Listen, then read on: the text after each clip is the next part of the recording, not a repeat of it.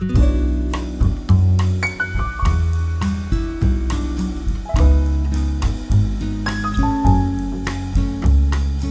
entonces, por eso, si vieron como el marco del seminario empieza, o el marco temporal, empieza en 1900. Pero la vez pasada nosotros hablábamos de los años 80 del siglo XIX, que es como está fuera del marco. Pero sin esto no podríamos comprender el contexto y comprender cómo surge el fenómeno de la burla. Les acuerdo que la vez pasada nosotros también comparamos los amores de Jacumina con Martín Fierro, de cierta forma, y que vimos que para nosotros como, no sé, si consideramos un ciudadano promedio de los años 80 del siglo XIX, los lectores de Martín Fierro quizás, lo podemos suponer, ¿no? No sabemos de ver, pero sí, quizás no les aparecía la sensación que hace falta corregir al Martín Fierro o a cualquier gaucho en cualquier pulpería, como uno no viene como de saco y corbata a una pulpería y diciendo que, bueno, ustedes señores hablan mal, no es...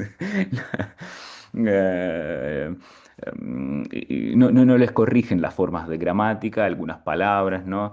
No se dice vihuela, se dice guitarra, como pronúncienlo bien, por favor. No, o no se dice jogón, se dice fogón, por ejemplo. No se nos ocurre imaginar una situación así cuando uno puede corregirlo. Y sin embargo, con el caso de una forma así medio distorsionada de hablar de los italianos, nos surge una cosa cuando nosotros tratamos de, por un lado, tratamos de ayudarle a encontrar una palabra justa para poder expresarse y por otro lado poder corregirlo y sentir cierta superioridad de que, claro, estos muchachos no hablan bien.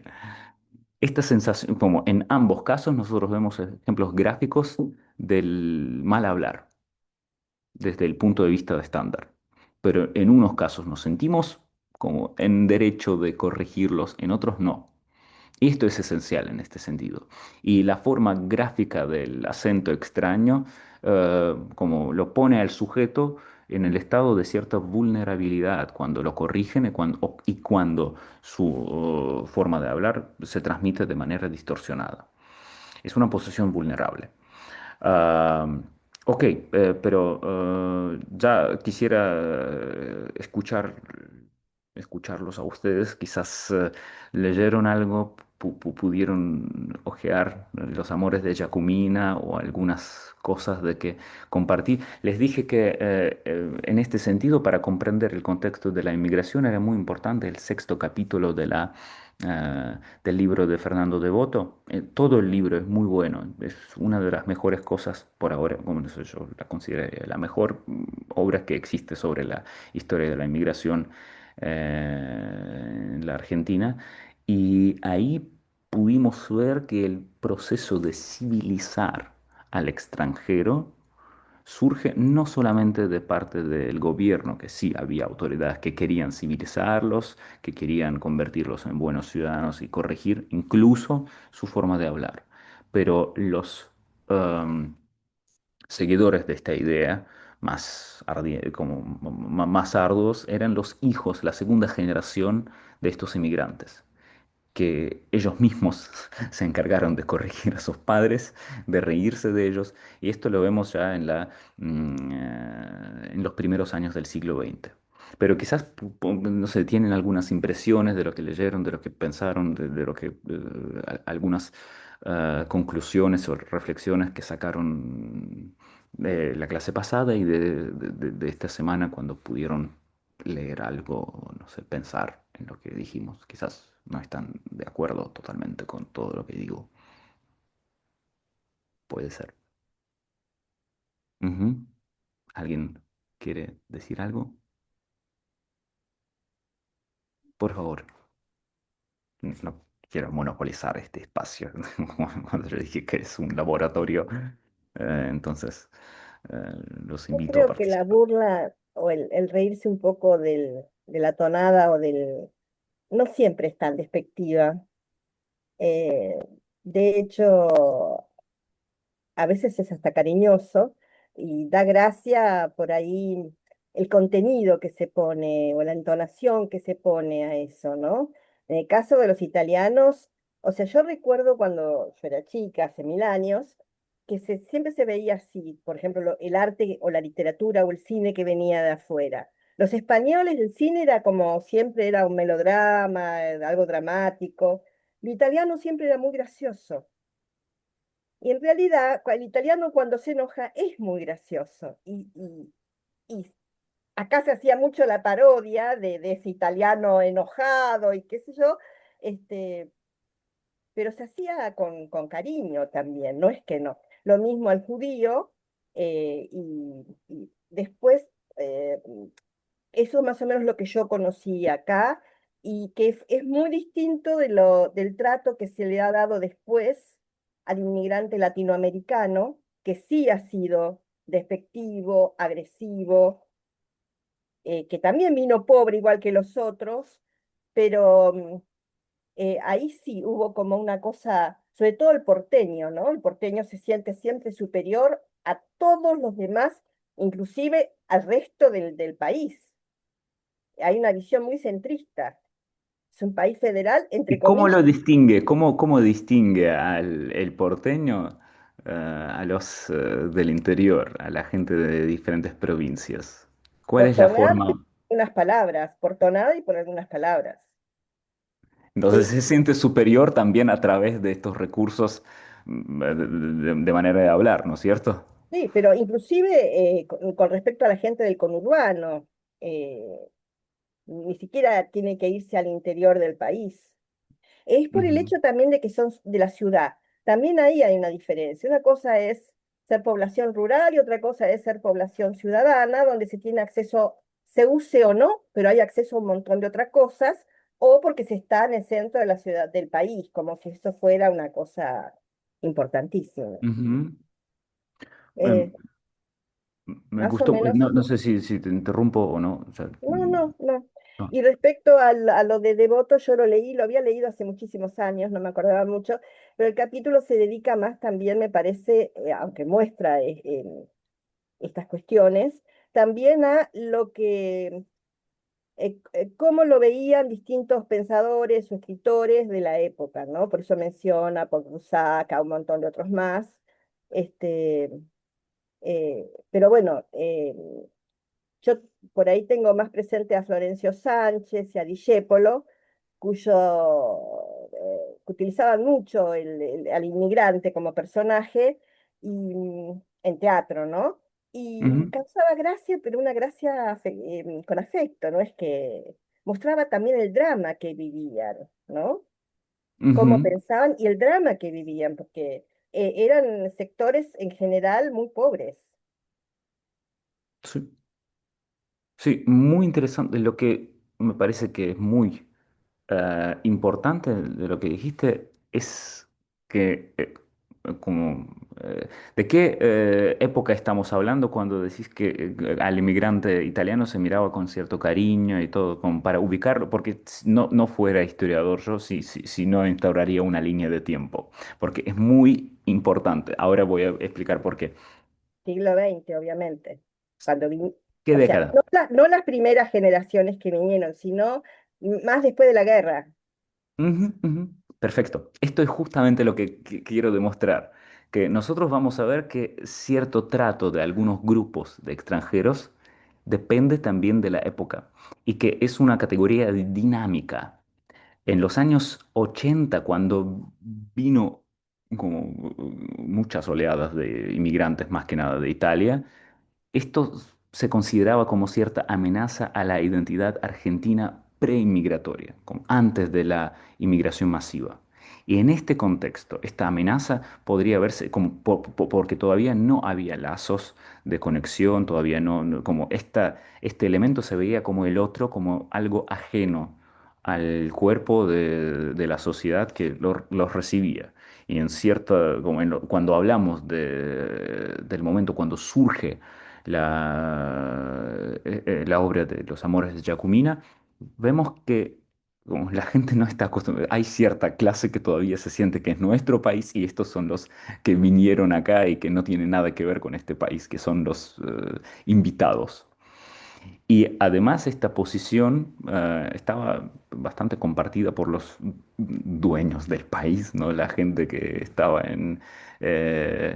eh, por arriba de todos en la jerarquía de la sociedad del modelo agroexportador, las familias que hasta ahora, les digo que hace poco, hace 10 años más o menos yo tuve una conversación con un muchacho de un apellido muy famoso, que hay calles con este apellido, sí que sí, proviene de una familia que conserva su herencia del inicio del siglo XIX. Y cuando le expliqué criticando esto, ¿no? Que le dije como, tu visión de la historia de Argentina es la historia como familiar de tu familia y de un par de familias más, de todos los Sancho Arena, Bullrich, de todos los Ortiz Basualdo, etcétera, ¿no? Pero ustedes piensan que la historia de Argentina es la historia de sus familias y que los demás, como son los que van y vienen. Y él, en vez de tomarlo como una crítica, como yo lo culpé en lo que no es objetivo con respecto al juicio de toda la sociedad argentina, él como estaba muy alegre porque le formulé algo que él justamente sentía, me dijo, sí, gracias, como bien dijo Alex, nosotros sí vemos la historia de Argentina como la historia de nuestra familia. Y yo digo, wow, no, justamente esto está mal, porque no viven solos, esto es el tema. Pero me parece que si ahora, al pasar 150 años desde el momento del inicio de la gran inmigración, de hecho este año es el año de los 150 años, ¿no? Es el aniversario de la ley de Avellaneda, entonces 150 años de la gran inmigración. La gente sigue pensando de esta manera de ciertos sectores sociales, ¿no? Eh, como tratando de deducir qué es lo que pasaba con la sociedad de clase alta en los años 80, puedo considerar, suponer que esta idea la compartía mucha más gente que lo comparten ahora. Pero igual, si la idea todavía es viva, entonces está viva, entonces significa que a fines del siglo XIX una gran parte del país consideraba que es nuestro país y estos muchachos no tienen que ver nada, que vinieron acá solamente porque nosotros queríamos esto, porque necesitamos mano de obra y los eh, imaginaban como algo ajeno. En este sentido, justamente, surge el momento, ¿quiénes son los verdaderos argentinos ya en las vísperas del siglo XX? Pensando que, ok, si son los verdaderos argentinos los que vinieron hace 10 años, estos italianos, entonces, ¿cómo somos nosotros? Y ahí empieza el acercamiento de la clase alta, que siendo liberal, siendo siguiendo las tradiciones unitarias y todo, odiaban orgánicamente a todos los gauchos y toda la gente del interior, empieza el acercamiento a estas ideas y después lo vamos a ver en el centenario, que el gaucho vuelve a ser la figura sagrada, canonizada del argentinismo, como la argentinidad pasa por el gaucho. El gaucho vuelve a ser justamente cuando los gauchos ya casi no existen, cuando los eliminaron, cuando Sarmiento deseaba su muerte total. Como en el momento cuando el país está poblado mayormente por los inmigrantes y sus hijos, en ese momento nosotros sacralizamos la figura del gaucho, gracias a Leopoldo Lugones, a muchos más. Entonces ya el centenario nos muestra que el gaucho sí es el argentino de verdad. Y ahí la búsqueda de la esencia, cómo es la identidad argentina, es esencial en este sentido. Entonces que los inmigrantes no se toman como si... Cuando nosotros hablamos de los años de posguerra, de los años 50, de los años 60, y los italianos se toman con cariño, son dos factores ahí. Por un lado es cierta nostalgia, por otro lado, más de dos factores, ¿no? Por otro lado, no hay peligro más a la identidad, ya forman parte de la identidad nueva de Argentina, porque la identidad argentina de los años 50 no es la misma identidad que era en los años 80 del siglo XIX. Había un cambio. Y tercer factor, me parece que más importante aún, que la mayoría de los que comparten esta risa no se ríen del ajeno y del otro, se ríen de sus abuelos. Porque ya en ese momento, en los años 50, mucha gente tiene a alguien, algún abuelo, pero sí lo van a tener de Italia. Así que esto ya se convierte en algo más familiar y por eso más cariñoso. No es un elemento ajeno, esto es el tema. Y cuando ahora nosotros escuchamos lo mismo, que los, no sé, venezolanos o los cubanos que vienen en el país son ajenos y sí se burla de ellos de manera grave, van a pasar unos años, van a pasar, no sé, 20 años, y cuando alguien tiene un papá venezolano, mamá venezolana, no sé, algún familiar por ahí en Caracas, ya va a ser otra cosa. Y ya vamos a ver el cambio del paradigma y vamos a ver más cariño hacia el acento como se habla. Ya va a parecer más dulce para la gente que lo va a compartir, obvio. Y ahí, esto ¿Sabes? es... Ujú. Discúlpame, no puedo, no alcancé a levantar la mano. De todas maneras, es la sensación de que esa inmigración que vino a principios de siglo, vino a quedarse, vino a armar todo acá. Y la que fue después de, la que viene en los últimos años, como vos mencionás, la venezolana, o inclusive con lo que fue la chilena, es una inmigración que no se quedó. Lo mismo la coreana, porque la Argentina no está bien, entonces eh, buscan un lugar mejor y se van. No lo sabemos todavía. Es muy temprano para sacar las cuentas. Pero yo creo Porque que hubo un momento que vinieron muchos venezolanos y ahora, o a lo mejor se fueron al norte del país o a otro lado y yo no lo sé, pero acá ya prácticamente no hay. Y los chilenos, que hubo muchos en la década del 60 y del 70, también Chile está mejor que nosotros, se han vuelto a su país, no se han quedado. Paraguayos sí, pero entonces es como que es una inmigración, y además siempre está el sueño de Estados Unidos, ¿no? O sea, pueden dejar la vida con tal de llegar a Estados Unidos. Y hubo una sí. inmigración con Menem, también que fue la coreana o la china, no me acuerdo cuál, que también este era el lugar de pasaje para después poder llegar a Estados Unidos. Oh, esto también hay cierta distorsión con el tiempo. Cuando nosotros vemos desde acá la óptica nuestra, con la óptica nuestra al pasado, nos parece que si vinieron para quedarse, porque nosotros vemos muchos descendientes de italianos.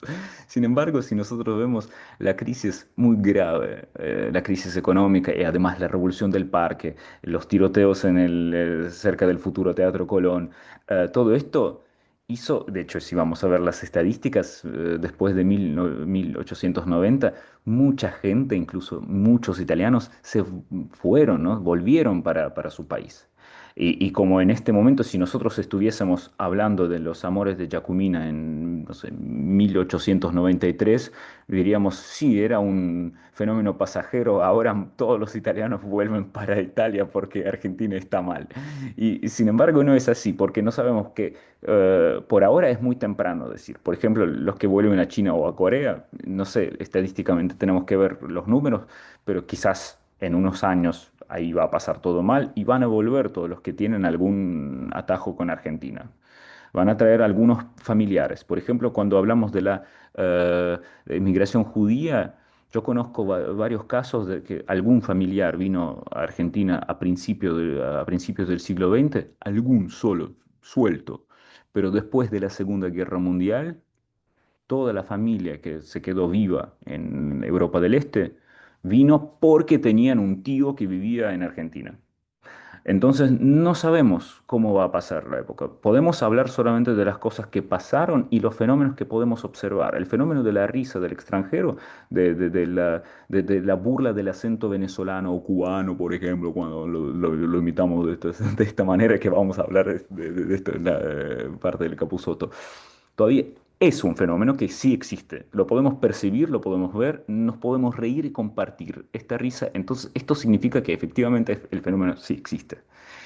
¿Va evolucionando? Sí, va evolucionando. Por eso, una de las cosas que pedí hacer, mirando Los Amores de Chacumina, es reconstruir la geografía imaginaria de esta sociedad para ver qué extranjeros aparecen ahí más.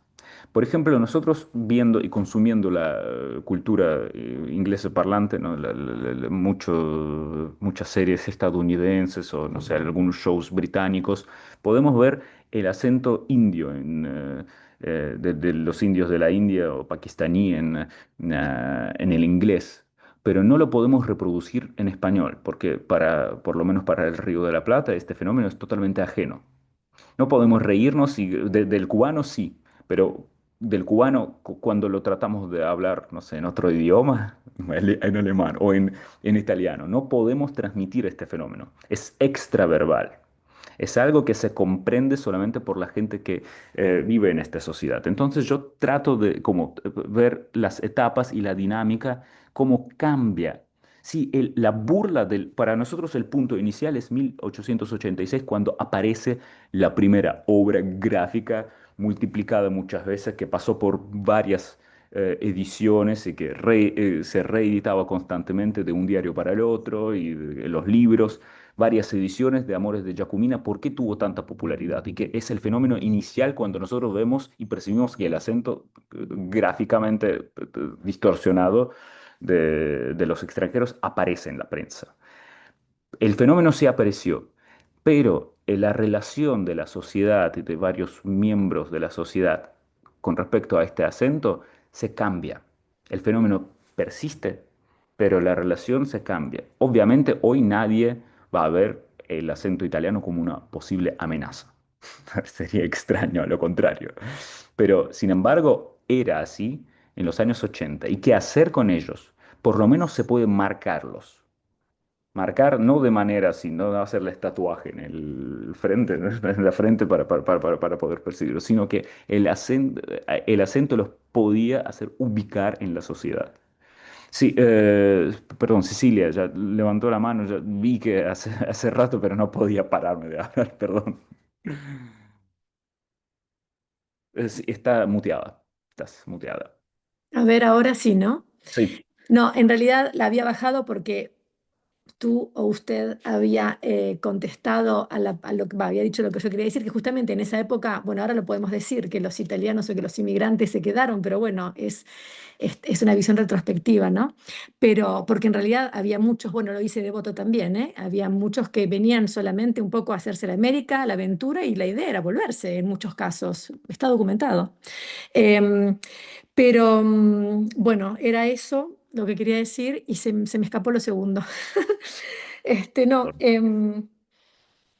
eh, sí, bueno, no sé, tenía otra cosa y se me quizás algo escapó, de no quiero decirla. impresiones, algo Sí, de lo que hemos sí, es hablado, lo justamente, que... quería reaccionar, claro, en esta Ajá. segunda vez y bueno, no importa, bueno. Ah, bueno, no, eso justamente, también lo leímos en Devoto, esto yo no lo sabía antes, no, porque, bueno, sí, es lo que quería decir ahora.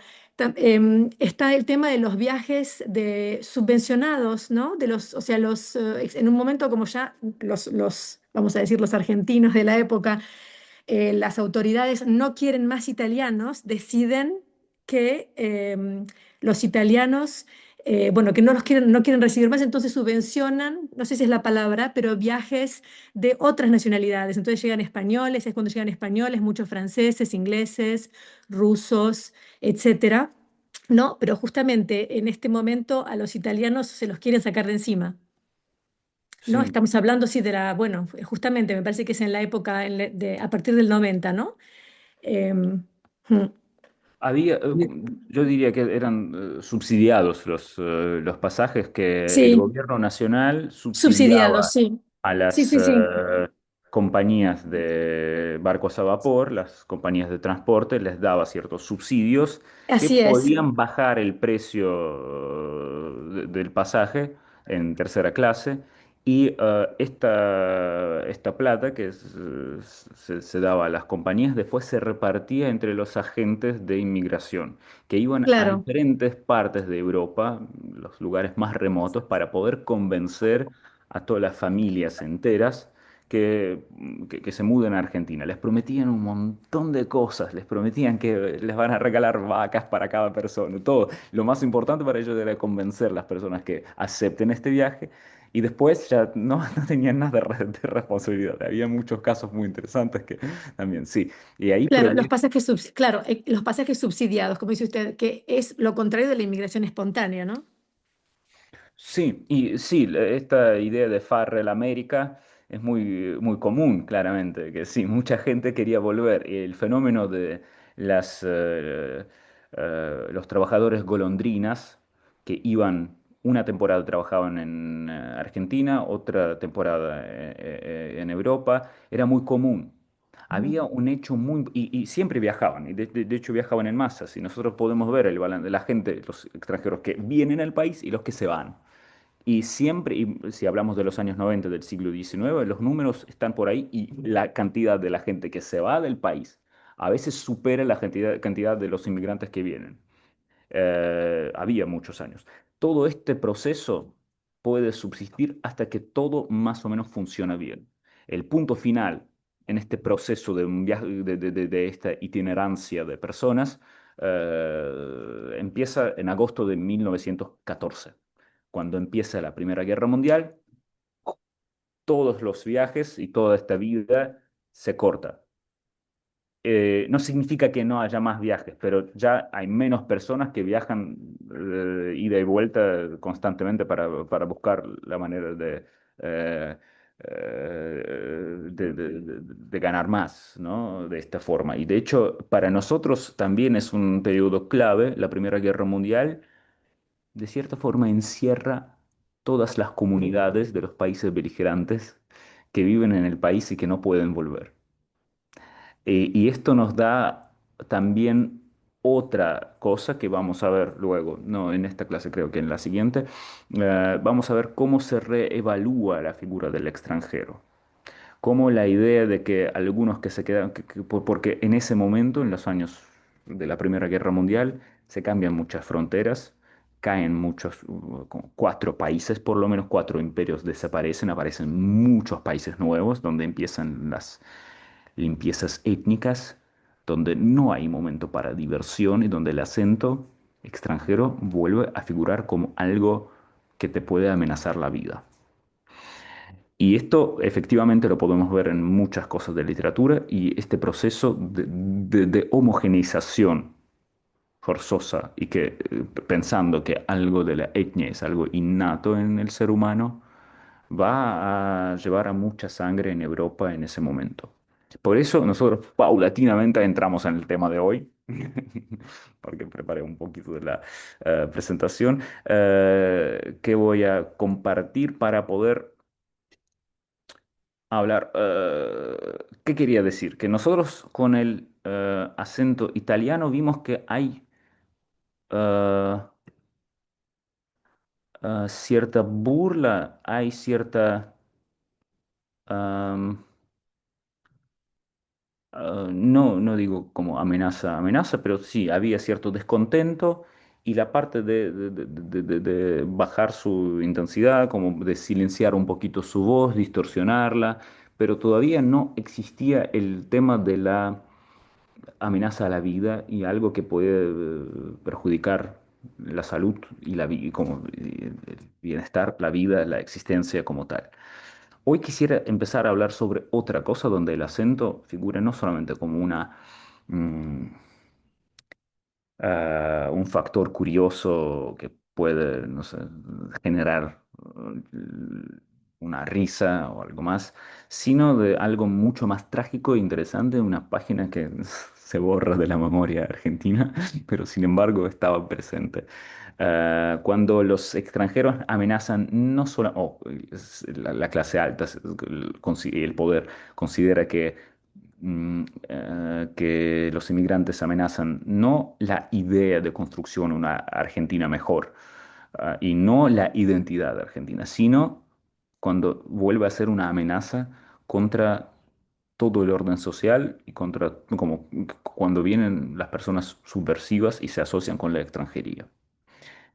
Shibboleth en este sentido es una palabra clave, no sé si la conocen, pero sí, obvio que supongo que sí la conocen, pero en este caso yo quería detenerme en esto porque en Argentina justamente esto no, quizás tuvo un solo episodio de su historia, pero en otras partes del mundo, y más que nada en Europa, esto llevó a muchos genocidios y a muchísima sangre. Es como, es el factor, lo más grave que puede ser, la consecuencia extrema de la discriminación por, ni siquiera por la forma de expresarse, por las habilidades fonéticas de uno pronunciar bien palabras según la normativa. Como, como pueden conocer, hoy, perdón. Sí, shibboleth es una palabra de hebreo que aparece en la Biblia, en el libro de los jueces, donde dos grupos de personas étnicas, de dos etnias, ¿no? Galaditas y efraimitas, hablaban casi el mismo idioma, que se como comprendían. No sé, podemos compararlos con, no sé, los santafesinos y los porteños, ¿no? Por ahí, que es el mismo idioma. Para la forma de distinguirlos, como se podía distinguirlos solamente por una palabra, porque no en una palabra unos decían shibboleth y otros decían sibolet. Una diferencia muy sutil, pero que fue efectiva para discernir unas personas de otras y matar a las que no podían pronunciar bien la palabra como correspondía para unos, ¿no? Entonces era la única forma de distinguir los nuestros de los ajenos. Imagínense, todo lo demás es lo mismo. Hablan el mismo idioma, pero una sola palabra, que en realidad un solo sonido, pero en esta palabra se escuchaba con cierta elocuencia. Podía ser un marcador de quiénes son los nuestros y quiénes no. Y quienes no son los nuestros estaban condenados a la muerte. Como todas las historias antiguas y bíblicas no parecen medio, pueden parecer hoy en día cuando vivimos en la paz y tranquilidad, pueden parecer metáforas, alegorías, pero en realidad, lamentablemente no es así. Y constantemente a lo largo de la historia se repetía este fenómeno. La última vez cuando lo escuché, cuando se repite, es hace 4 años, escuché varios casos de crueldad con respecto a ciertas palabras, porque, por ejemplo, el ruso y ucraniano son idiomas muy parecidos y la mayoría de Ucrania habla ruso, pero hay ciertas palabras y ciertos sonidos que solamente la gente que está muy habituada con el idioma ucraniano pueden pronunciar. Y esto sirvió como una cosa también que tenía consecuencias mortales para poder como decir quién es el nuestro, quién es no.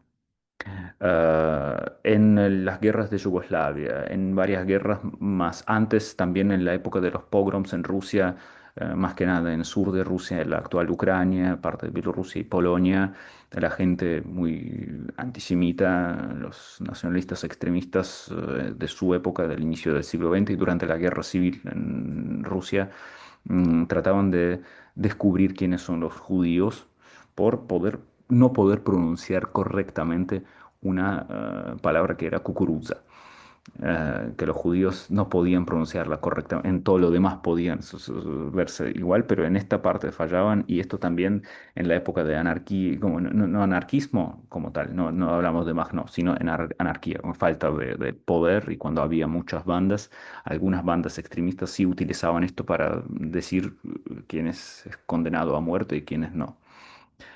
Ah, sin hablar, como también lo mismo pasaba en el espacio del Imperio Austrohúngaro, cuando se separó todo y cuando diferentes naciones trataban de purificarse y buscar los ajenos. Era algo muy común cuando los vecinos se odian entre sí, cuando es un marcador para poder diferenciar quiénes son los nuestros y quiénes no.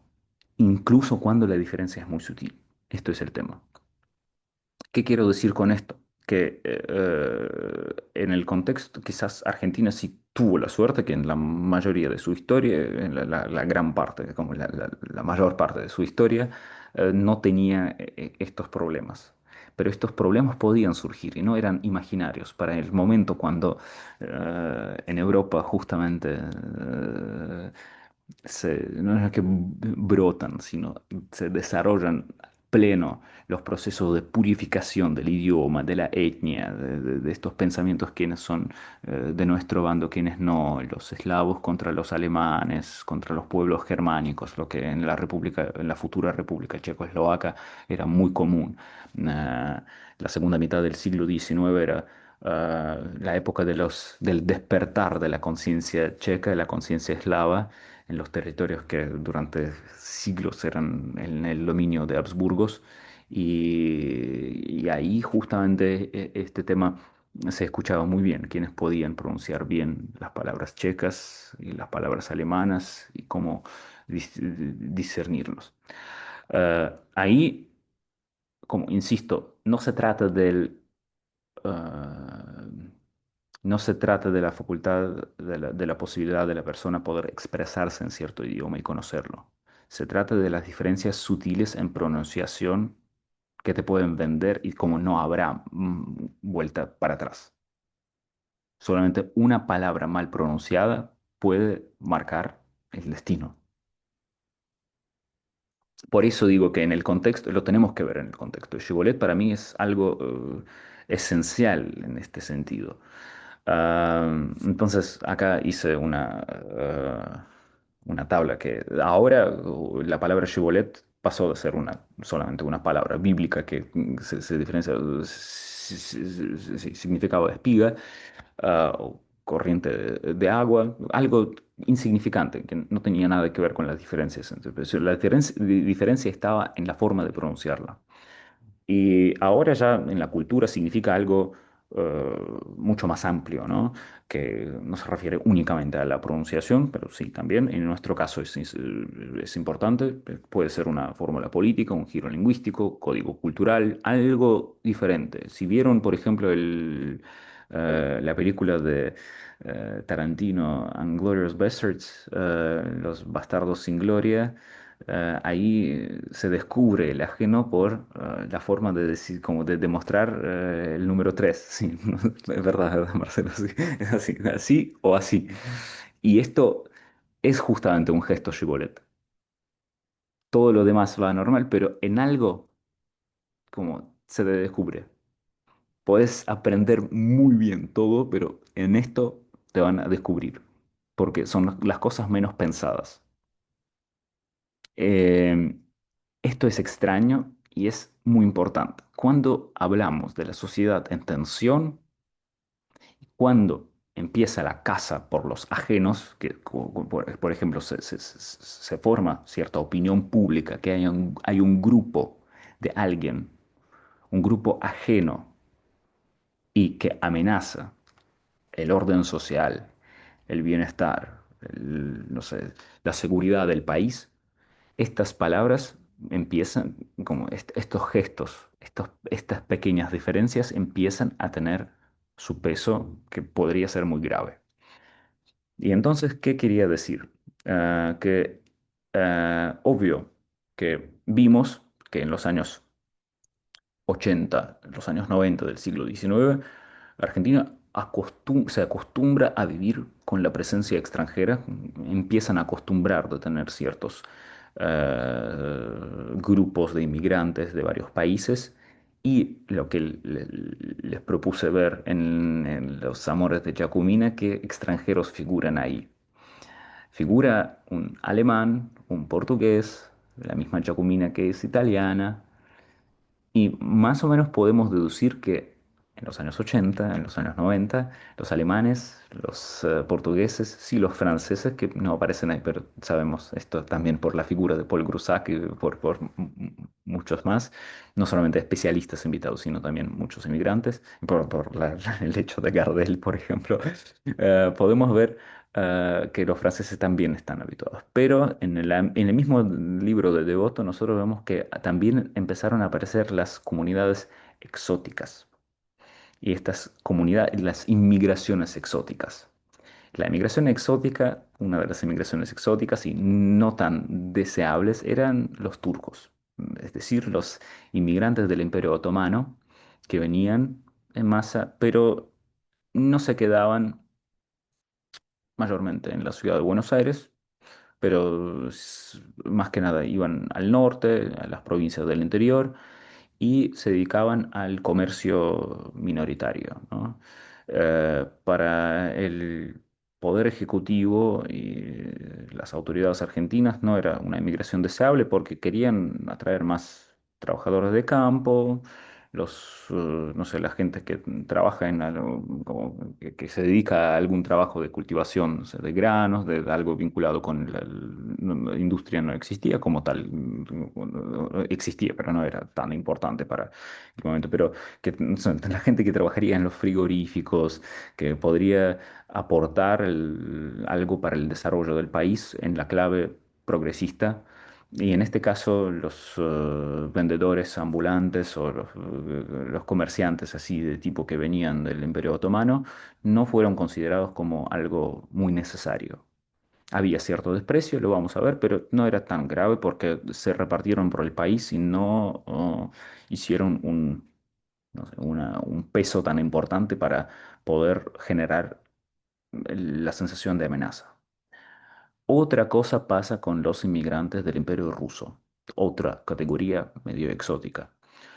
Eh, Otra vez sí tengo que distinguir los especialistas, los altos profesionales que fueron invitados del Imperio Ruso, de los inmigrantes, de todos los países. Vemos que, y también Devoto nos explica muy bien que los inmigrantes es una sola categoría, que la gente que viene en la clase, en la tercera clase y los que no son, los que vienen por la invitación del gobierno, los que tienen el nivel alto profesional, que tienen contratos, no se consideran inmigrantes. Eran incluso legalmente dos estatus muy diferentes. Por eso, claro, que vemos algunas personas del Imperio Ruso que tenían que ver con Rusia y que nacieron en Rusia. Vemos llegar a Argentina en los años 80, a principios de los años 80, pero no forman parte y no pueden ser muy representativas con respecto a la inmigración. La inmigración en masa empieza en 1889. Por eso antes de esto no podemos ver, para que el fenómeno se convierta en algo habitual, apto para hacer comedia, para ser el motivo de comedia, uno tiene que acostumbrarse a esto, uno tiene que empezar a escuchar esta forma de hablar, empezar a ver estos personajes en todas las partes en la vida cotidiana. Entonces hay cierto espacio como, temporal, ¿no? Como desde el momento que llegan, ¿no? Hay que darles un par de años o 10 años para que el fenómeno sea reconocible y apto para crear ciertos chistes. En 1889 vienen los primeros grupos de los inmigrantes de Rusia en el barco Weser. Mm, Era muy lamentable su destino. Era un grupo de los rusos de religión judía, que tienen muchas penurias en las provincias de Santa Fe, fundan Moisesville, bueno, tienen muchísimos problemas bueno, no voy a entrar en detalle ahí, si los estafan y mucha gente tiene que enterrar, incluso pues, alrededor de 70 niños que murieron ahí en estas condiciones, entonces la pasan muy mal.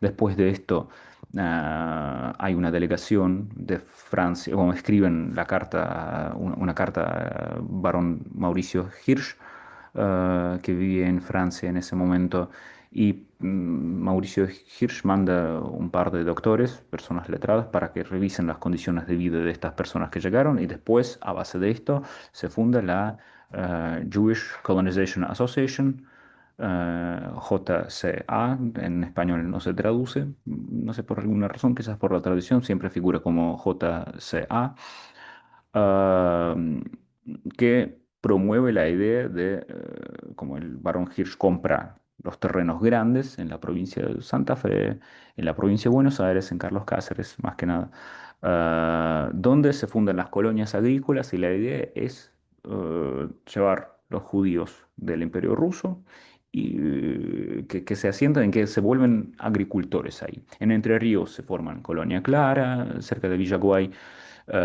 y sí, en Buenos Aires, Carlos Cáceres, Colonia Mauricio, más que nada, Mauricio por Mauricio Hirsch, ¿no? Vemos que muchos nombres que tienen estas colonias tienen que ver mucho con varios miembros de familia de Mauricio Hirsch. Entonces no es por casualidad, porque era un cierto homenaje. Esto todavía, esto genera la gran inmigración de la población rusa judía a Argentina, pero todavía no produce ningún efecto en el campo social, hablando de los chistes. ¿Por qué? Porque están en el campo. Otros rusos, los grupos rusos del Imperio Ruso, los súbditos del Imperio que llegaron a Argentina, todavía en 1878, luego empezaron a llegar otras generaciones, eran los alemanes rusos, no siempre eran de Volga, eran de Mar Negro y de Y sí, de Volga y de Mar Negro, pero lo del sur de Rusia, del Mar Negro, también tenían un componente muy importante, pero en ese sentido no los distinguían. Ahora se quedó tipo alemanes de Volga, no solamente de Volga, de Rusia. Los alemanes rusos se quedan en las provincias, en la provincia de Buenos Aires, Olavarría, Entre Ríos también, eran vecinos de las colonias judías, pero vecinos que llegaron 10 años antes. Y más o menos se llevan bien ahí, como hay muchas cosas, hablan ruso entre sí también para poder comprenderse. Y hay muchas cosas, pero que son las cosas locales, que nos llegan a Buenos Aires y nunca aparecen en los diarios grandes y no pueden ser reconocibles para la gran mayoría de la gente que lee diarios. En ese momento todavía no está, como aunque llegan más y más personas, todavía no tiene un efecto importante para poder reconocer a los rusos como una fuerza. Todo cambia a principios del siglo XX, cuando avanza la inmigración, cuando muchos de los inmigrantes de las colonias rurales no quieren dedicar porque tienen profesiones urbanas, son profesores, son, no sé, sastres, tienen otra cosa, ¿no? Como no quieren ser agricultores. Y ellos van a las ciudades, pero no forman parte crítica. Entre estas personas que llegan a las ciudades son las hermanas Chertkov, la primera esposa de Juan B. Justo, o su hermana era la esposa de Nicolás Repeto, y viene la familia, y la tercera esposa era, la tercera hermana era la esposa de Adolfo Dickmann. Y la familia Dickmann también son rusos de estas colonias, de Colonia Clara, que llegan a Buenos Aires y que ya vimos los nombres, ¿no? Juan B. Justo, Nicolás Repeto, Dickmann, están en el núcleo del Partido Socialista. Lo están formando, están influyendo. A principios del siglo se habla de la dictadura chertkoviana, porque tres hermanas son esposas de los líderes del Partido Socialista, obviamente, que participaban mucho. Fenia Chertkov era una de las primeras feministas, casi 40 años antes de Evita empieza a promover los programas sobre la maternidad, o la protección de maternidad de los niños, etcétera. En 1902 funda una sociedad feminista. En Puerto Madero hay una plazoleta que se llama Fenia Chertkov, por las dudas. Y era una chica letrada que estudió en la escuela, que después hizo sus estudios universitarios, entonces como no, su vida no era para quedarse en el campo, en la colonia Clara, obviamente. Ah, entonces vemos que la gente cuyos padres quizás se quedan en las colonias agrícolas van para la ciudad. Entonces no es la inmigración directa por el puerto. Pero había otra cosa y otra inmigración que estaba en ciertas tinieblas. ¿Por qué la inmigración rusa no era tan deseable? Por cierta imagen que se forma antes que vienen los inmigrantes en masas. Lo que pasa es que antes la ciudad de Buenos Aires era una ciudad portuaria. Y sigue siendo la ciudad portuaria, pero antes tenía mayor peso porque no existía el canal de Panamá. Imaginen un viaje de Europa en un barco a California, por ejemplo, a San Francisco, durante Gold Rush, ¿no? La fiebre dorada, ¿no? Cuando buscaban el oro y todo, cuando venían ahí todos los aventureros, ¿cómo podían venir si no existía el canal de Panamá? Los barcos iban por la costa de Sudamérica, pasaban por el Estrecho de Magallanes, después Valparaíso, subían a California, pero Buenos Aires era un lugar muy importante donde se detenían todos los barcos que iban para América del Norte, en su costa occidental. Entonces, tanto flujo de personas creaba cierta demanda, lamentablemente. Y muchos judíos del Imperio Ruso se dedicaban al proxenetismo todavía antes de la gran inmigración. Nosotros vemos las estadísticas incluso del inicio del siglo XX, que más del 60% de todos los proxenetas en la ciudad de Buenos Aires eran de ciudadanía rusa. Esto, de hecho, generó ciertas protestas. Cuando Mauricio Hirsch, por ejemplo, decide crear las colonias judías rusas en Argentina, muchos judíos rusos que vivían en Rusia, en sus diarios, protestaban en contra de esto. Dicen que ¿por qué nosotros vamos a venir al país donde nos odian porque la imagen de un ruso y más que nada de un judío está vinculada con el proxenetismo y con la trata de blancas. Entonces ya en Rusia se sabía que esto puede generar ciertos efectos. La red de trata de blancas también se dedicaba, como había sus propios agentes, como dijimos que había agentes de las compañías de transporte, había también sus agentes de varias casas de tolerancia que estaban en la zona del parque, ¿no? Donde está el Teatro Colón ahora, calle Lavalle, Libertad, donde está las sinagogas, no por casualidad está ahí, porque era el barrio ruso al principio.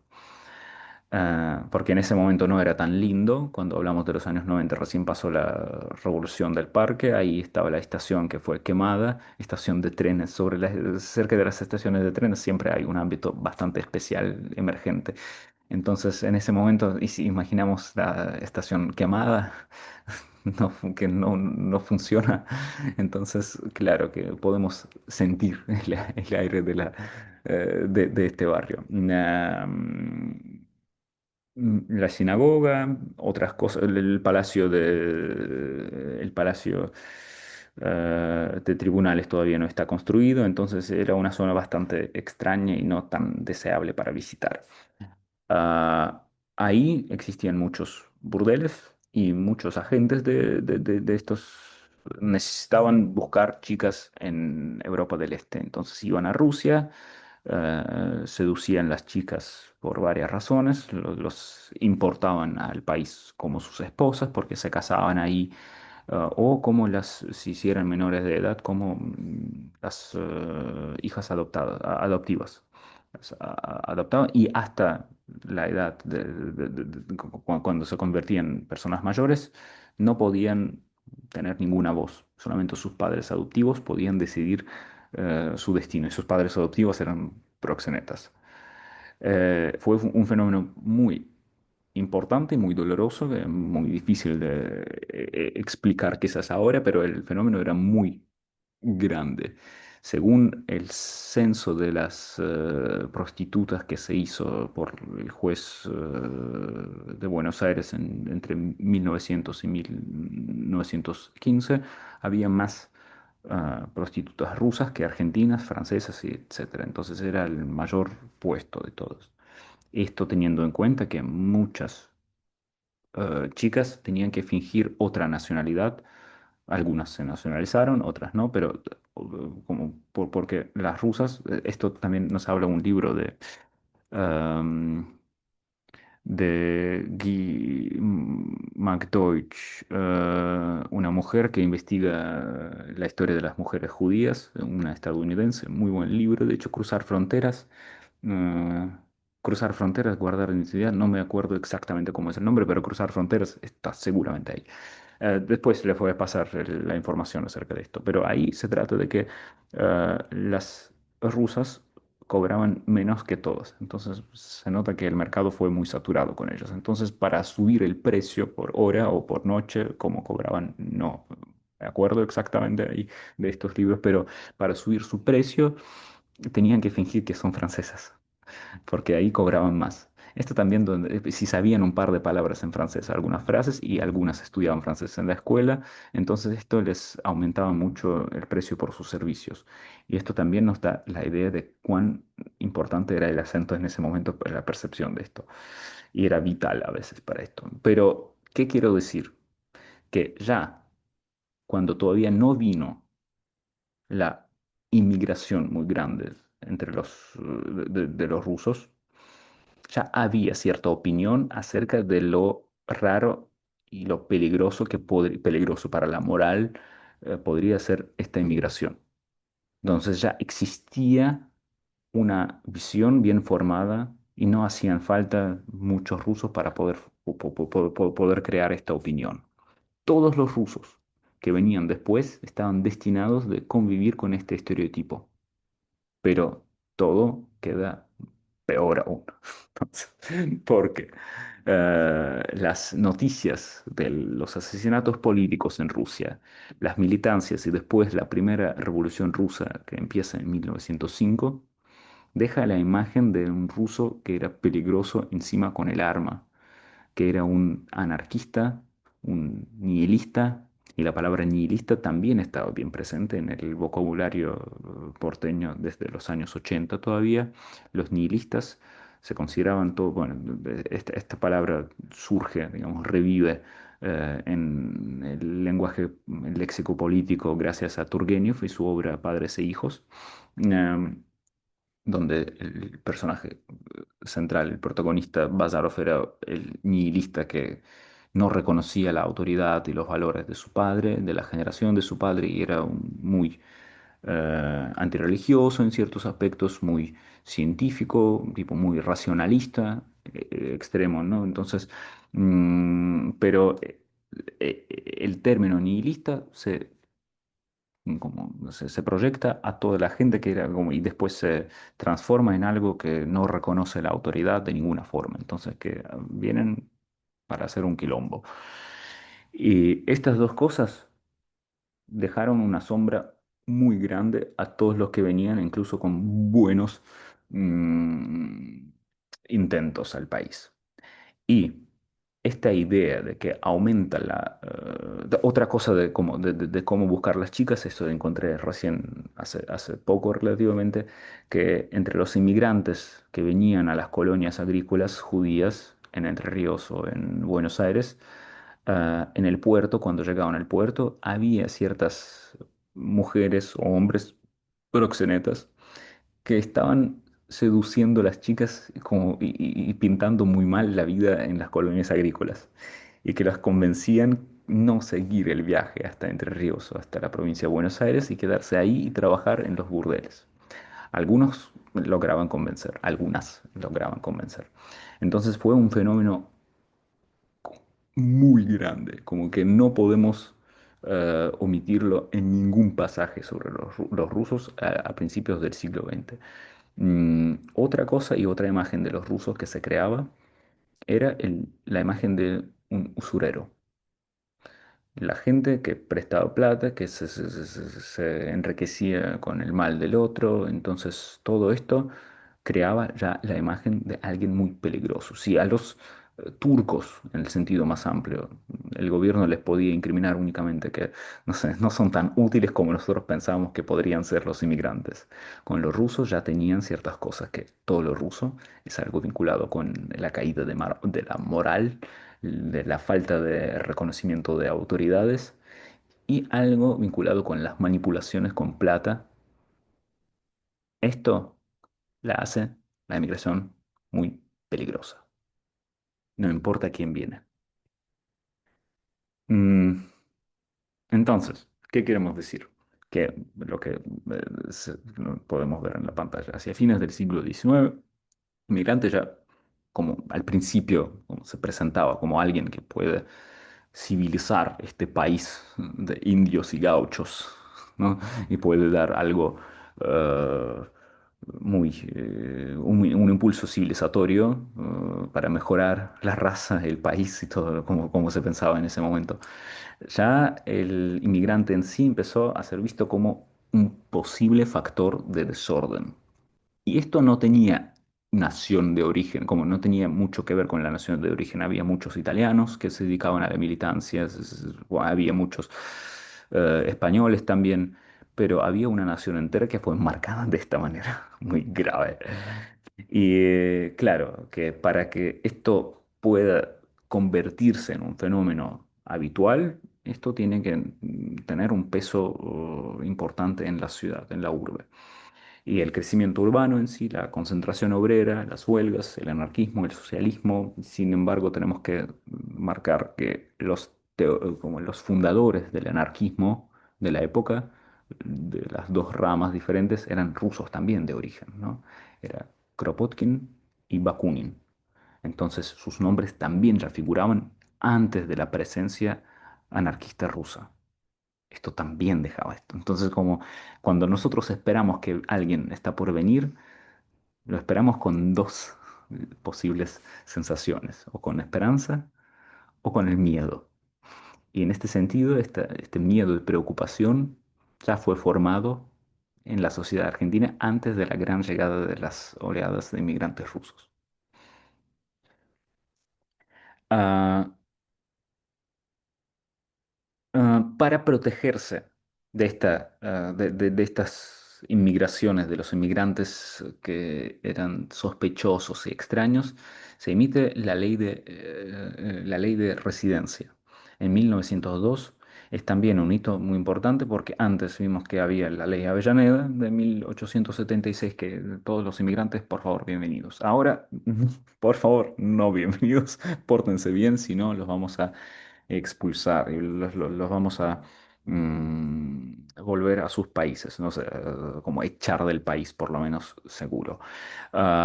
Y esto está vinculado con la crisis económica que está constantemente en Argentina a lo largo de los últimos por lo menos 150 años. Cada 10 años seguramente que hay un brote. Ah, y los movimientos obreros de diferentes formas, socialistas, anarquistas, de hecho los socialistas desde este momento empiezan a buscar una forma de que se nacionalice el extranjero. Porque antes de esto y antes de, como la ley de residencia para nosotros es muy importante, porque ahí marca una diferencia. Antes la gente sí venía para Farrell América, para enriquecerse, para trabajar en diferentes lados. Nadie pensaba en los papeles en realidad. Si no se trata de la comunidad rural, pero tampoco se pensaba ahí sí se quedaban para porque tienen tierra y ahí la gente que está trabajando en tierra no tiene mucha posibilidad de moverse, ¿no? La gente que son obreros, la gente, los obreros golondrinas, los jornaleros sí tienen esta movilidad. Entonces, donde está mejor, pueden moverse. Pero no pensaban mucho en los documentos, no era un tema esencial. Desde este momento, si uno no es ciudadano, lo pueden echar por cualquier cosa, como con el vínculo con la militancia, cualquier vínculo con el partido o el movimiento obrero. Entonces, ahí empieza a tener el peso la ciudadanía y la gente empieza como a nacionalizarse, no es que masivamente, también era muy difícil de convencer a la gente que se nacionalice, pero la amenaza está primeramente sobre los movimientos obreros. El Partido Socialista que posiblemente podría participar en la vida política, podría elegir los diputados, y vemos que después de esto justamente Alfredo Palacios se elige como el primer diputado socialista de Buenos Aires, de La Boca, ¿no? Vemos que La Boca también era un barrio de inmigrantes, pero para que la gente pueda votar, tenían que nacionalizarse y los socialistas hacen una campaña muy grande. Los anarquistas no pensaban en nacionalizarse porque no pensaban en votar, pero desde este momento los podían echar del país y no importa cuánto tiempo viven si no son nacionalizados. Este factor empieza a figurar como muy importante.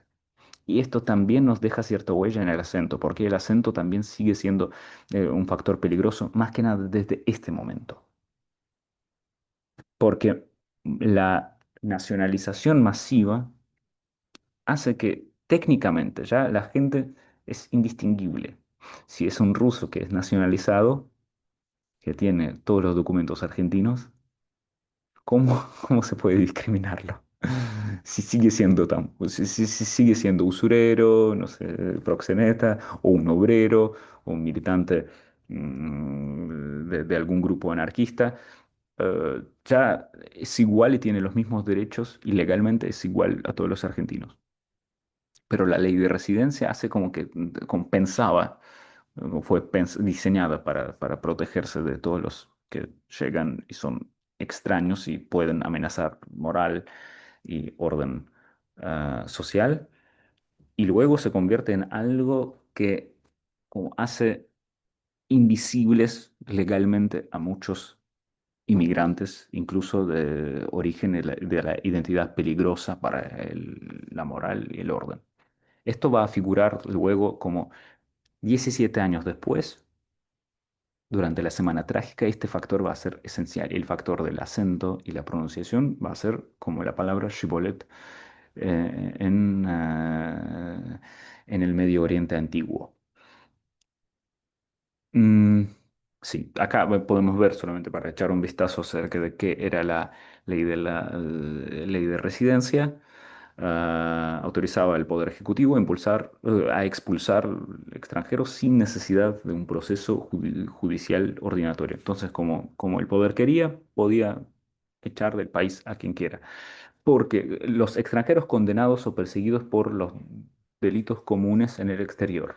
Ok.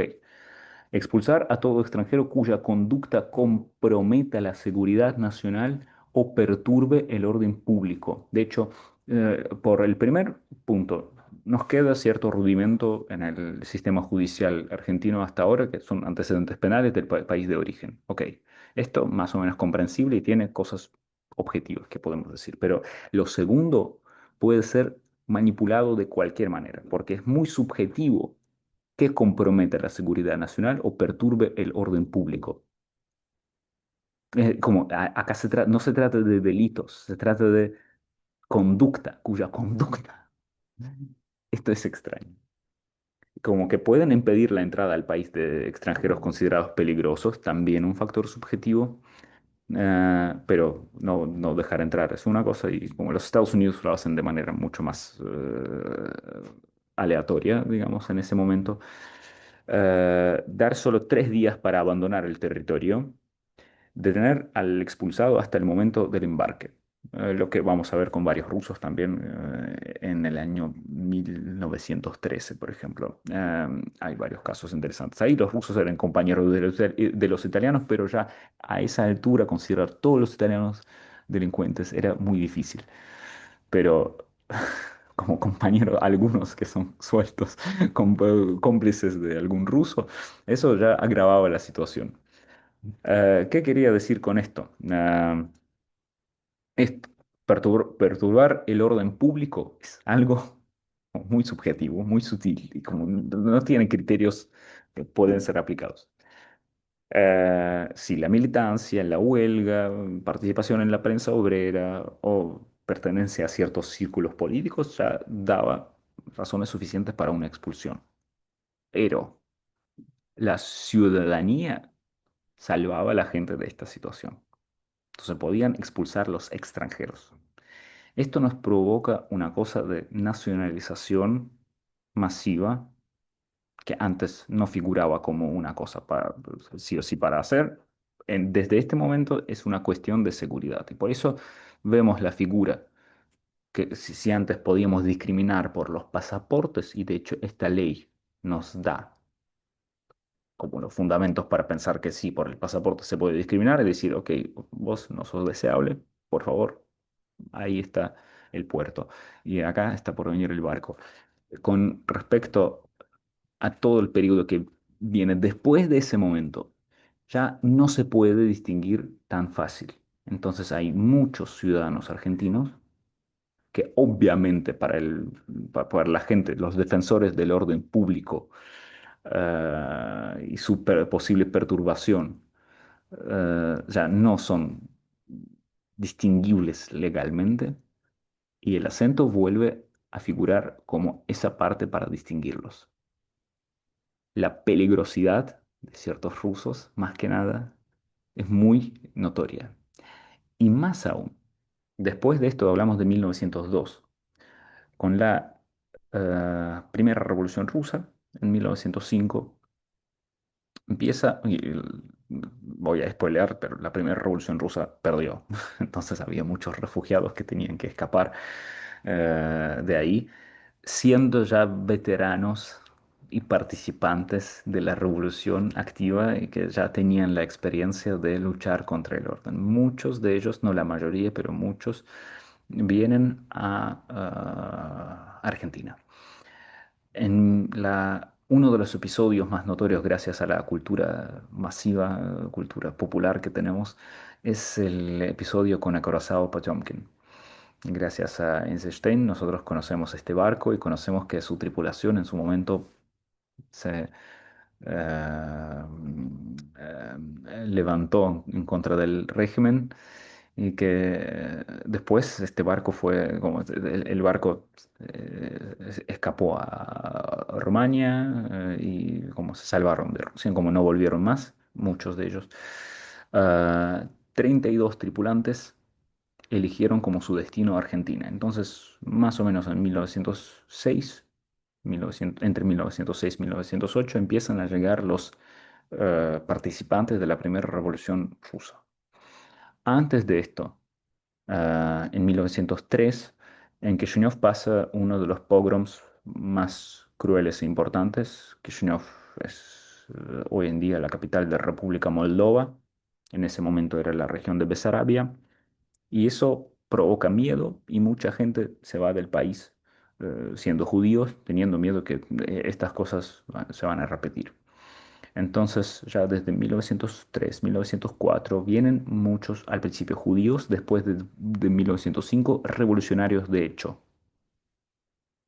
El país se llena con mucha, la inmigración masiva. Nunca, jamás, como antes del pogrom de Kishinev, más o menos, entre 1900 no, 1889 y 1903, no vemos el crecimiento de la inmigración judía. Sí, vienen algunas familias, pero no es un número muy alto, porque la vida de agricultor no les atraía mucho a los judíos que vivían en las ciudades, no querían cambiar mucho el paisaje lingüístico y todo, pero desde el pogrom de Kishinev crece este número y la mayoría de ellos ya no se compromete con la asociación de Hirsch y se queda directamente en la ciudad. La gente viene ya a formar como a poblar un sector que ya tiene ciertas etiquetas dadas por la sociedad argentina. Eso es importante. No importa, si podrían portarse muy bien, podrían estar vestidos de manera más decente posible. Ya fueron marcados en los ojos de los porteños como usureros, como proxenetas y como revolucionarios. Agrava la situación la presencia de los revolucionarios de verdad y que siguen militando y que siguen participando en muchas ocasiones, como suele pasar con los jóvenes que vivieron las situaciones de injusticia, son muy sensibles a las opresiones y las situaciones de tensión. eh, y vuelven a ser vengadores. Entonces había Pavel Korchin que empieza a hacer, empieza a preparar el mm, atentado en 1909 en la capilla del Carmen. Luego Simón Rodovitsky, que de hecho mata el 14 de noviembre de 1909 a Ramón Falcón, que era el jefe de policía. Luego había Iván Romanov, que en 1910, en junio, arroja una bomba desde balcón a la platea del Teatro Colón. Entonces, y son solamente las personas que sí aparecen mucho en los diarios y que se conocen, ni hablar de los militantes comunes que no hicieron los atentados famosos. Todo esto agravaba que la gente que venía en la situación emergente se quedaba con sus mismos compatriotas sin conocer el idioma en los mismos lugares donde había muchos burdeles. Entonces los lugares de burdeles y los lugares, casas de varios anarquistas, no solamente están, no solamente son vecinos, no solamente están en las puertas de al lado, sino que a veces como es una combinación de ambas cosas. Y vemos, por ejemplo, con el caso de Pavel Korchin, que él sí vivía como, no es que se dedicaba a la prostitución, el proxenetismo, pero su compañera sí. Entonces, como, y vivían en el mismo lugar, ¿no?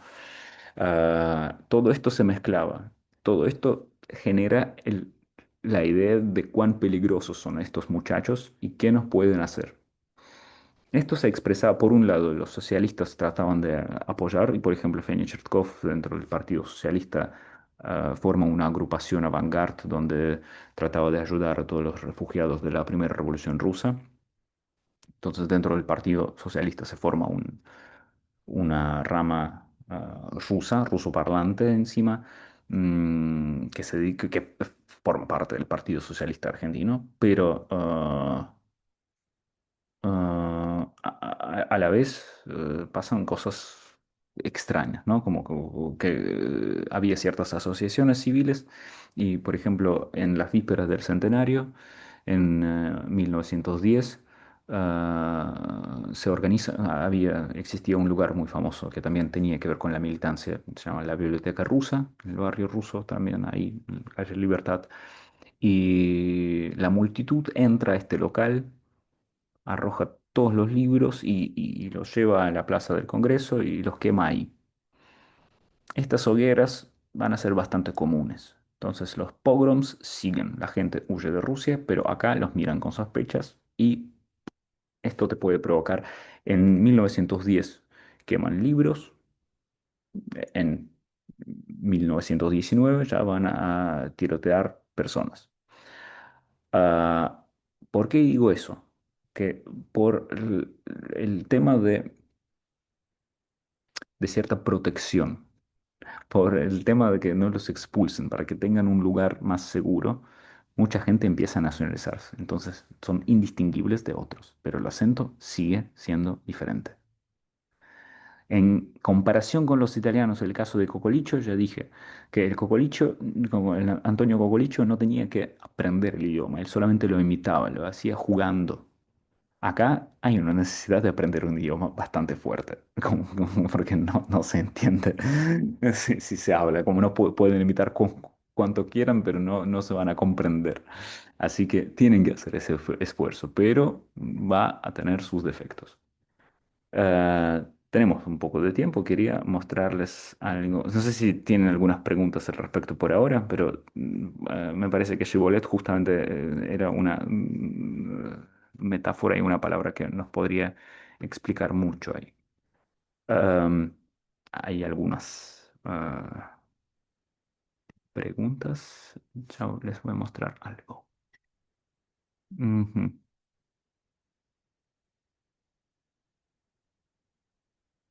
ujú. Estoy abriendo el archivo, pero ustedes si quieren decir algo, por favor, háganlo. No hace falta ni siquiera levantar la mano porque ahora miro otra pantalla. Ah,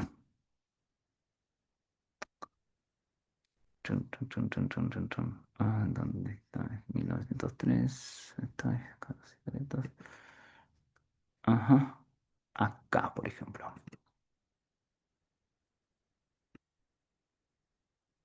Esto es la revista Caras y Caretas de la fecha 27 de febrero de 1909. Por ahora es lo más temprano que encontré. Ahora, yo voy a compartir. Es lo primero que encontré cuando nosotros leemos el acento deformado ruso. Ah, Acá vemos que los dos personajes, ambos, hablan de manera distorsionada, ¿no? Ah, Uno habla en lunfardo, más o menos. Habla español bien, pero con ciertas palabritas incorporadas. Vimos cuál es la diferencia entre lunfardo y cocoliche. Habla español, pero con cierta jerga, que nos marca cierto sector social al cual pertenece. Ya no es un extranjero, es quizás un hijo de extranjeros o un extranjero que vive desde hace mucho y ya se nacionalizó. Y ahí habla bien, ¿no? Buenas noches, don Judas. ¿Cómo sé que es día de recibo? Venía a visitarlo para que no fuese a resentirse. ¿Y qué tal? ¿Cómo le...? Oh, se me apagó la luz, pero ok. Espero que no haya problema. Ah, y acá vemos esto. Mirra quieres, me elevo sin vergüenza. Cuando vas a no estar tanto compadrón, atorandos sin respeto. Tengo la boca cansado de decirte, me llama Tijón Mikovlovich. Nada más sabes. Después te diré que no costumbro dar recibos a nadios porque no conviene ni tampoco baila porque no soy loco de la cabeza todavía. ¿Sabes eso también? Y acá vemos efectivamente que hay ciertos errores notorios, ¿no? Que hay una confusión constante entre la R y la R, problemas con los artículos,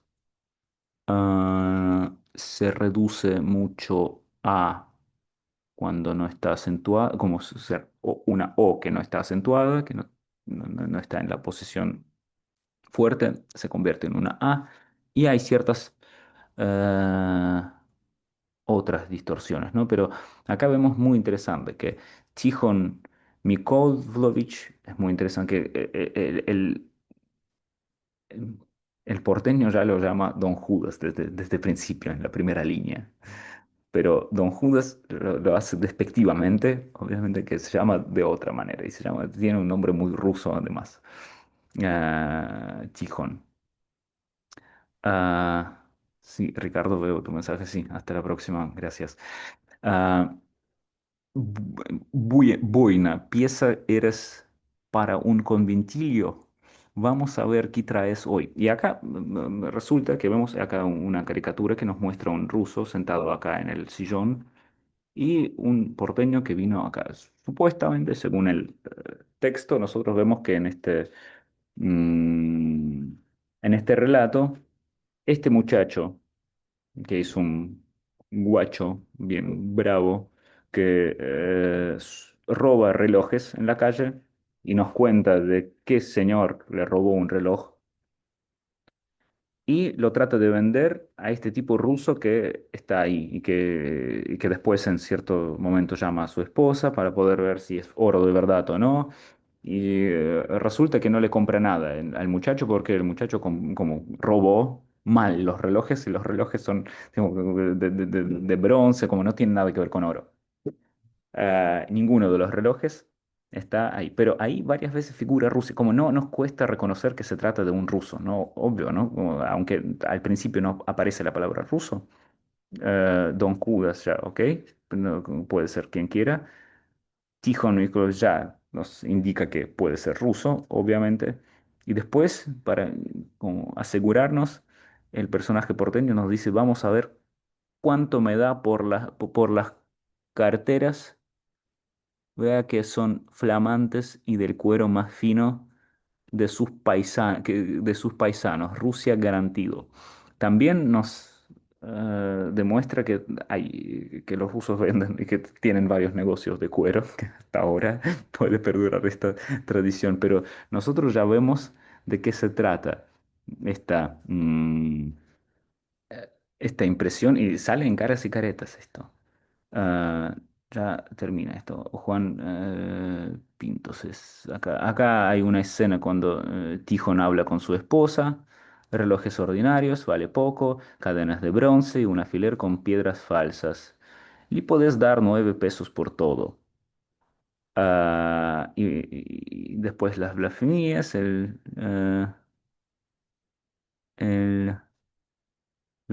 ¿Qué vemos acá? También vemos por primera vez que se encuentra algo hablado en otro idioma. Efectivamente, como vimos que cuando los italianos se enojan, repito lo que dijimos en principio, se ve gracioso esto en la parodia. Acá, Michigan Blue, es Yiddish. Ah, es un insulto en Yiddish, un insulto bastante leve, pero acá aparece en la forma escrita, cuando la gente se está peleando, ya pronuncia ciertas cosas. Eso también nos puede hacer pensar que por lo menos estas expresiones la gente podría leer y comprender de qué se trata. Se trata de un judío ruso enojado. Aunque por las dudas tengo que notar que no hay ningún judío que se llama Tijón Mikhailovich. Esta confusión, obviamente que este nombre lo tomaron de la literatura clásica rusa, entonces la confusión entre un ruso de tipo ortodoxo, judío, era como no existía la diferencia y esta diferencia sigue no existiendo en la sociedad argentina hasta por lo menos 1930. Era bastante normal. Y como los nombres alemanes, los nombres judíos, los nombres rusos y más que nada los nombres rusos, y gracias a la literatura clásica, aparecen mucho ahí. Todo se tomaba como la identidad homogénea, homogénea y no deseable. Eso también es importante. Ah, es por primera vez cuando vemos ahí y un personaje bastante No, quizá, cómico, no, sí, nos podríamos reírnos, pero no es un personaje agradable, que es ahí. La persona que compra y sabe que compra las cosas robadas, que se negocia y que este personaje quizás al lector le puede causar gracia porque es tipo así, un muchacho, un criollo que con su astucia y con su mano puede ganarse la vida y este tipo ruso que lo estafa encima, que el muchacho arriesga su libertad en cada acto de robar un reloj, lo hace como una operación tipo medio artística y cuenta cómo los robó. Y este tipo, así encima en la imagen está sentado y lo mira con desprecio y negocia. Ah, esa es la imagen que aparece por primera vez, por lo menos entre lo que encontré en el acento ruso gráfico que aparece. Pero después podemos ver muchos ejemplos ya en 1911. Vemos algo así. Y ahí aparece la gran figura de Félix Lima. Es mi héroe, en realidad. Después voy a explicar por qué. También Caras y Caretas, 1911. Este muchacho se parece a Gorky, este a alguien más, a un típico ruso, quizás. Ah, acá empieza a aparecer el tema político en las conversaciones entre los rusos y criollos. El ruso habla con el veterano de la Revolución del Parque, el que habla sobre los tiroteos que están, no sé, no se entiende, pero quizás están en la misma Plaza Lavalle, la estación del parque. El ruso ahí aparece, no por casualidad, yo supongo, porque esta plaza en 1890 se asocia con Alem y sus compañeros y en 1911 obviamente es un barrio poblado por los rusos. La coincidencia es bastante especial. Entonces, como un poblador de este barrio, que es la comunidad de quien ya se apropió de este barrio, está hablando con un veterano de la Revolución de 1890. Y acá vemos que el criollo habla. ah, sí, es muy, muy interesante el diálogo. No sé si. ¿Qué te parece, Samuel, si nos acomodamos en la cuenta corriente de esta institución bancaria haciendo tiempo para que llegue la hora? También está hablando de manera distorsionada, pero habla como un criollo, ¿no? Llegue la hora del ragutín. ¿Qué dice Sandalios? Sandalios, ¿no? Ah, no, claro, es italiano también, pero el italiano, que aquí está esa charadas, que nos sentemos en este banco, mangias ahora, mangias ahora. Sí, sí, es un italiano, me olvidé totalmente. Samuel Borunsky y Sandalio Cogorno. Ah, estas cosas aparecen como acá el doctor Hipólito Yrigoyen nuestro general. Hipólito Yrigoyen todavía le faltan 5 años para ser presidente, pero se asocia obviamente con el radicalismo y con la revolución que hicieron los radicales. Se trata de los colores, que al principio uno puede confundir que el italiano habla de los colores de su patria, pero después nos damos cuenta que se trata de los colores de la bandera radical que fue utilizada en la revolución del parque, ¿no? El blanco, verde y rojo, la bandera tricolor. Después los radicales cambiaron un poquito los colores, pero sí, en ese momento eran tres colores. Ah, sí, acá hay muchos chistes, pero acá justamente el ruso, lo que quiero decir, que en esta aparición, el ruso no aparece como un personaje maligno, parece como un ciudadano más. Tenían que pasar unos años para que esto sea así, pero ahí podemos ver ciertas corrientes diferentes. El personaje ruso aparece amable acá, yo diría, solamente porque lo escribe Félix Lima, un gran escritor, un gran periodista y que tiene amor a varias comunidades que viven en Argentina y más que nada en Buenos Aires. Él los toma con cariño y los trata de demostrar, como trata de demostrar con estas diferencias de acento, las diferencias que existen, como la diversidad y la heterogeneidad que existe en la sociedad. Félix Lima va a promover esta línea y vamos a ver su obra a lo largo de los próximos 20 años, desde 1911, por ejemplo, hasta 1930. Vamos a ver todo lo que escribe y va a hacer con mucho cariño hacia todas las comunidades, donde él trata de jugar con los personajes hechos ya de cierta forma, que tienen sus propiedades de hablar y están ubicados en las sociedades marcados con cierta etiqueta. Él va a convertirlos en algo más. Para mí, lo más clave que a mí me encanta, y en algún momento voy a escribir un libro llamado así, me gusta mucho cuando ah, ya voy a entrar como tenemos poco tiempo, pero quiero mostrar esto. ¿Dónde está el? ah, Esto sí lo voy a mostrar, pero un poquito después. Perdón, que tengo muchos materiales, por eso que quiero mostrar las fuentes directamente. Me encanta este episodio. Es mi episodio favorito. Cuando nosotros vemos el encuentro de los dos mundos, básicamente. Ah, el poeta de la Pampa. Le recibió Samuel Popov. Entonces vemos el encuentro de Samuel Popov, un ruso, nuestro compañero de tareas. Después voy a presentarlo, pero empiezo por esta parte. Pasa mi oficina di yo, señor poeta de la Pampa, pasa mi oficina. ¿No? Dice, porque para dar el contexto, Samuel Popov es un personaje un personaje ficticio inventado por Félix Lima, a quien la revista Fray Mocho lo contrata.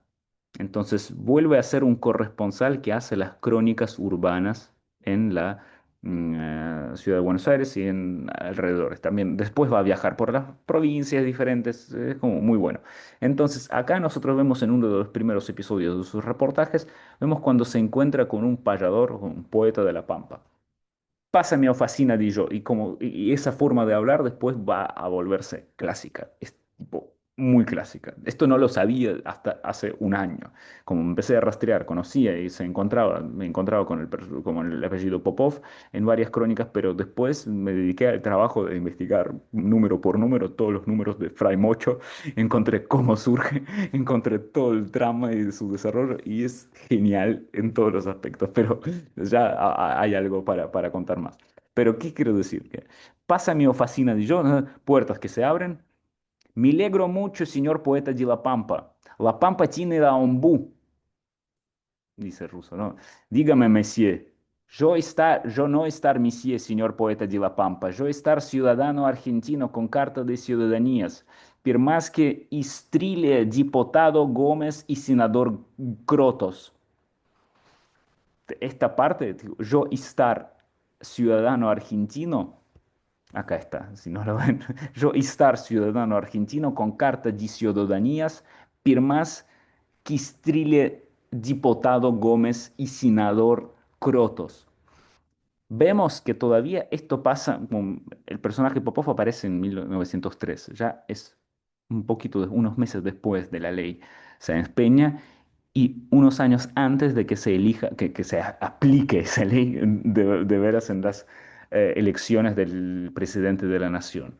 Vemos que en este momento hay cierta crítica incluso de la clase alta y de todo. Ahí justamente este cambio, cuando nosotros podemos ver al ajeno no solamente como un exótico, alguien, como se integra en la vida, y no solamente por tener el pasaporte. Esto también es muy interesante, que este contraste, que sí tiene el pasaporte, pero obviamente que el payador piensa que es un francés o que es un europeo. Monsieur, dígame, monsieur. Yo no estar monsieur, señor poeta de La Pampa. Y eso para mí es una manifestación muy importante de la acriollización, ¿no? Del personaje y que él se siente. Y después vamos a ver en varios episodios que él es el patriota de su país, pero sigue hablando de manera deformada. Y a propósito, él hace entrevistas a todos. Ah, bueno, dígame, compatriota, compatriota, dice. Ande se anida ese mocito justo, don Juan B., que, según me han contado, dijo en la cámara que por la Pampa ya no se ve ni un criollo pa' muestra. Ni gachiva, señor poeta. Que calle dice. Yo, yo te habla en palabras de cámara, señor poeta. Negativa quiere decir que yo no sabe dónde tiene la nido diputado justo. Y todo esto está así, como escrito mucho, como, los reportajes con Popov salían casi cada semana y siempre con alguien de la crónica, pero nunca aparecía su foto, obviamente, las fotos aparecían de los poetas de la... Obviamente, Rimac es uno de los apodos de Félix Lima, tenía tipo 10 diferentes apodos con seudónimos con los cuales figuraba ahí. Ay, en esto nos vamos a detener porque veo que la hora ya nos queda para un comentario, quizás una pregunta. Con Popov voy a empezar la próxima clase y vamos a indagar más en este detalle, pero ahí justamente, en los años que siguen después del centenario, nosotros vemos como la inversión o la reforma de esta jerarquía que se establece al principio. Pero la palabra, pero esto no significa que se reforma toda la ciudad. Como yo dije, la Semana Trágica nos va a mostrar un ejemplo cuando la Liga Patriótica justamente busca a la gente que habla con ese acento. No pregunta por documentos, pregunta por hablar. Pini Piñevald, una de las personas acusadas en ser el líder, el presidente del futuro gobierno soviético argentino que hacía complot soviético, él describe en un libro que se llama Koshmar, La pesadilla, fue traducido hace unos años al español, fue escrito en Yiddish. Él cuenta una historia cuando presenció una cosa cuando un auto con liga patriótica pasaba por la calle, vio agarrar un ruso, lo hicieron cantar el himno argentino y lo fusilaron después. Entonces, esto como él presenció muchas cosas y hace también las cosas, como cuenta de sus interrogaciones, cómo lo torturaban, le sacaron todos los dientes ahí en la cárcel. Todo es de 1919.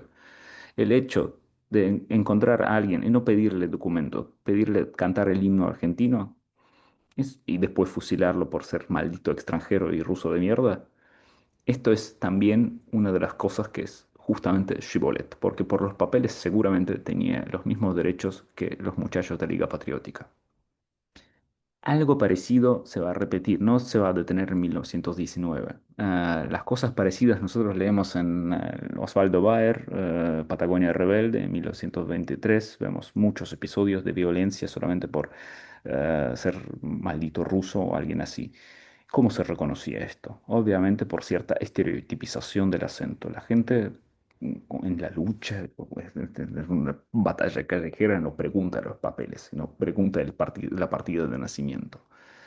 El acento vuelve a ser un marcador que en las cosas de la lucha política vuelve a ser como un indicador quiénes son los nuestros y quiénes son los ajenos, enemigos y son destinados a exterminio.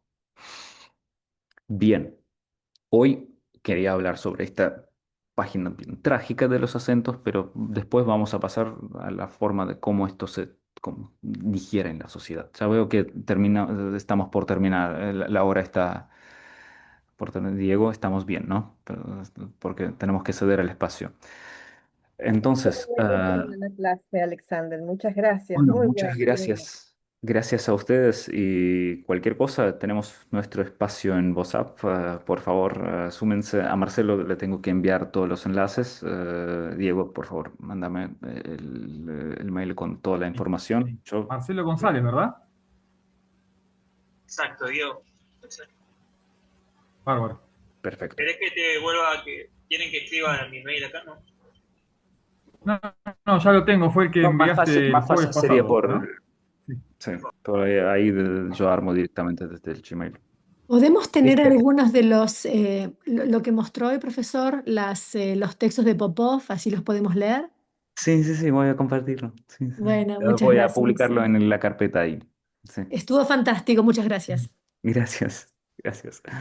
Bueno, que tengan muy buen fin de semana y bueno, mañana es el 1 de mayo. Bueno, vamos a celebrar. Nos vemos y cualquier cosa en WhatsApp siempre estoy abierto a las preguntas y conversaciones. Vale, chao. Adiós.